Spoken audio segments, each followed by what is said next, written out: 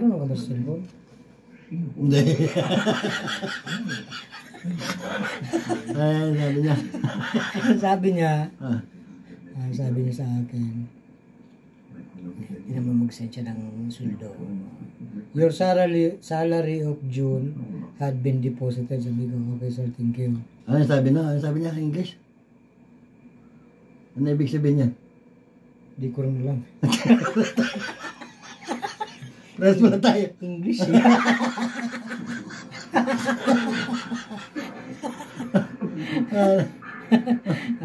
Yung sinesend niya sa akin. Hindi ko alam kung anong ginagawa niya.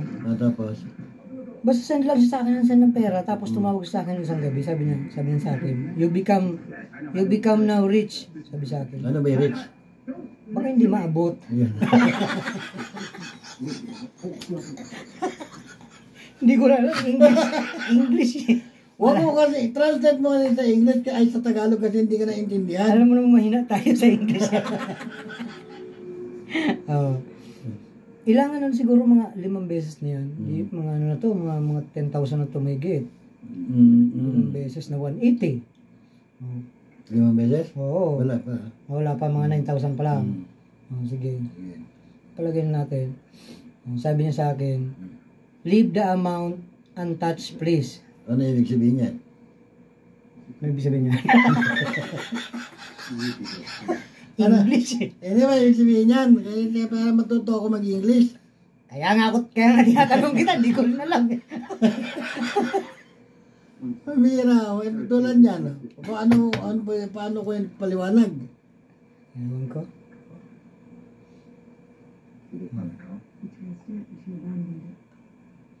Ayan, ano yung nga binilugan? Yan yung mga sinendya. Sabi niya ba kasi? Yung untouched place, sabi niya, ano ba yan? Well, kaya ayaw mo rin akong turuan ng English eh. Paano ako matuto niyan? Marunong lang ako magbasa, pero di ako marunong mag-intindi. Paras tayo, ganun.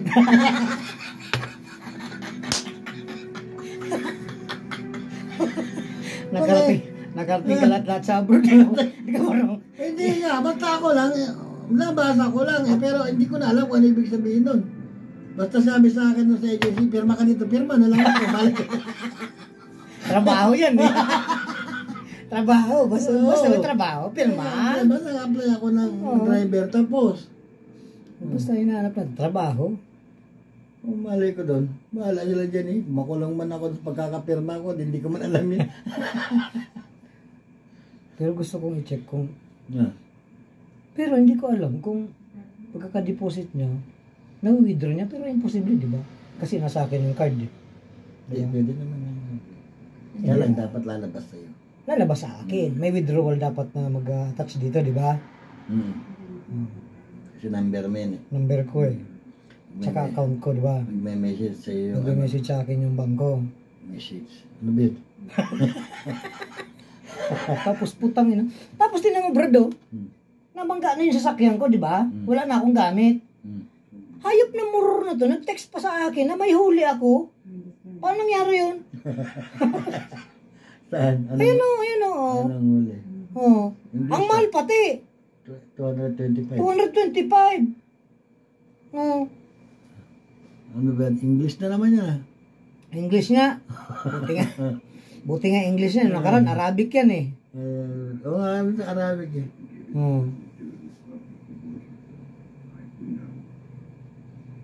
Di ba?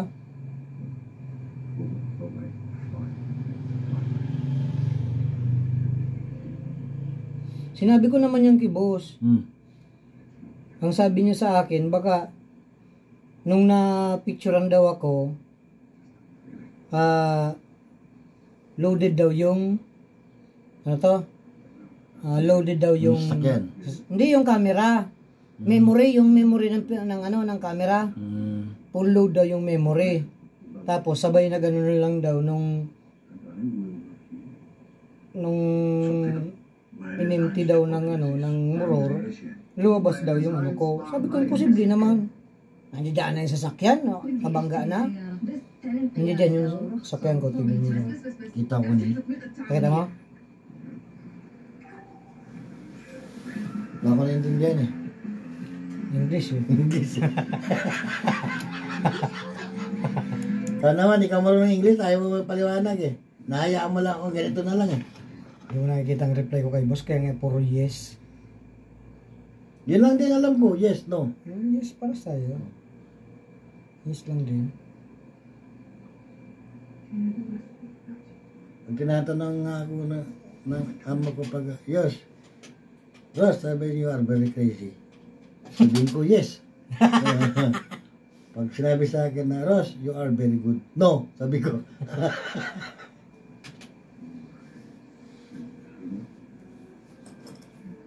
Yan, maraming salamat mga guys sa inyong suporta. Thank you, thank you. Ito kasama ko si Uragon. Walang kwentang tao. Buhay kayong lahat. Walang kwentang tao to, huwag niyang pakinggan to. Buti alam mo.